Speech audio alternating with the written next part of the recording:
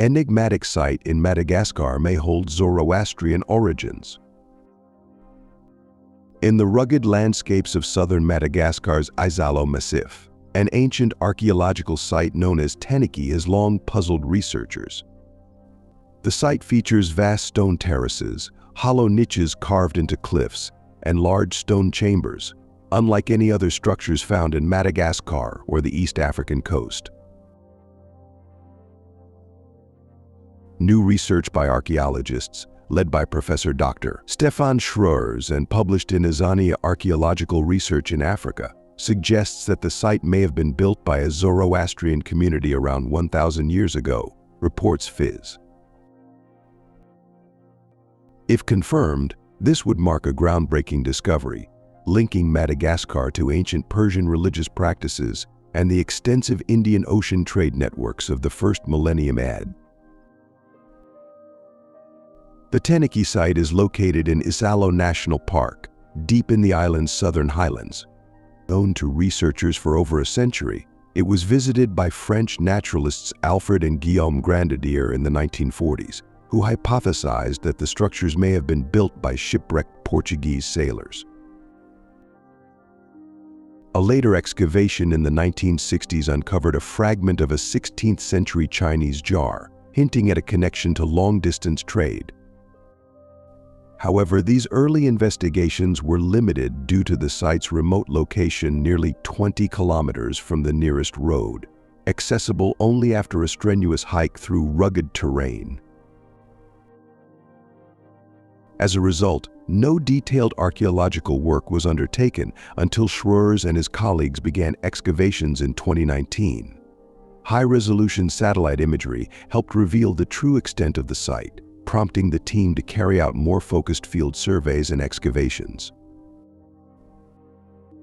At Teniky, they discovered circular and rectangular niches carved into cliff faces, stone basins, rock-cut terraces, and 2 large chambers supported by stone pillars.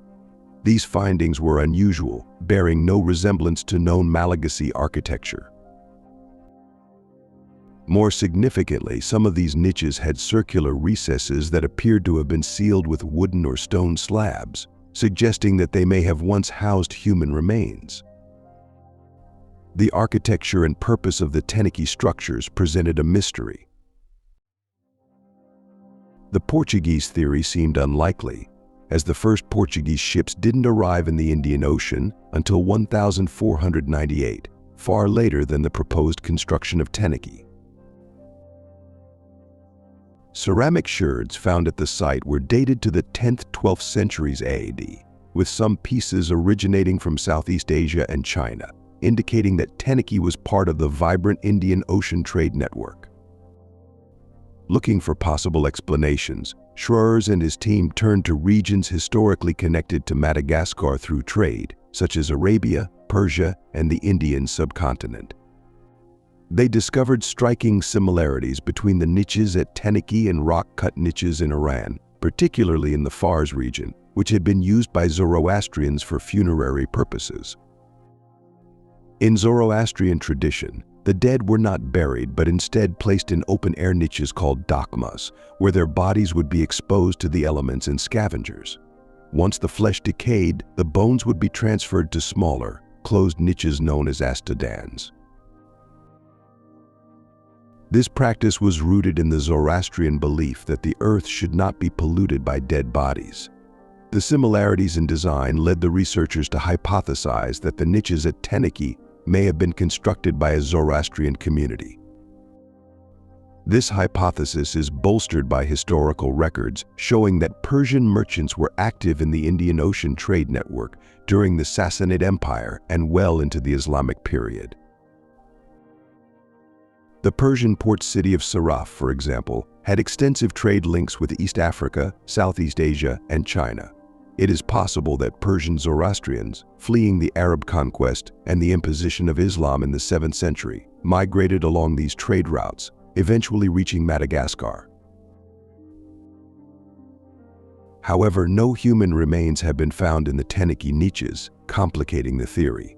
According to American field biologist Steve Goodman, who has worked extensively in Madagascar, It is possible that local populations removed the remains over the centuries, perhaps for use in rituals. The Bara people, who inhabit the region today, have long been associated with complex burial traditions, including the use of human remains in magic.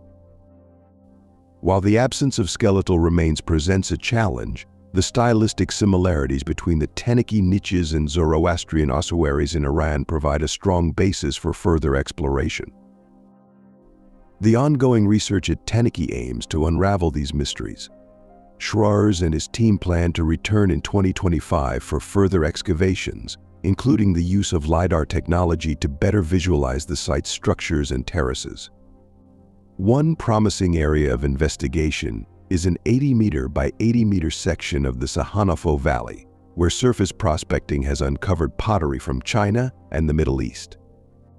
The researchers hope that excavating this area will yield more clues about the origins and culture of the people who built Teniky.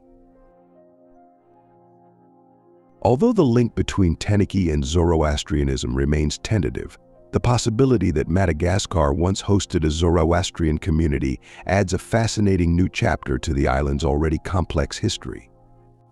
Further research could provide deeper insights into how ancient Madagascar was connected to the broader world through trade, migration, and cultural exchange.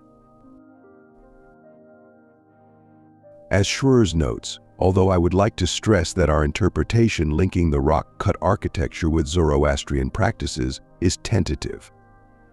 The stylistic similarities of the stone basins and tables found at Teniky and those used in Zoroastrian ritual ceremonies seem to point in the same direction.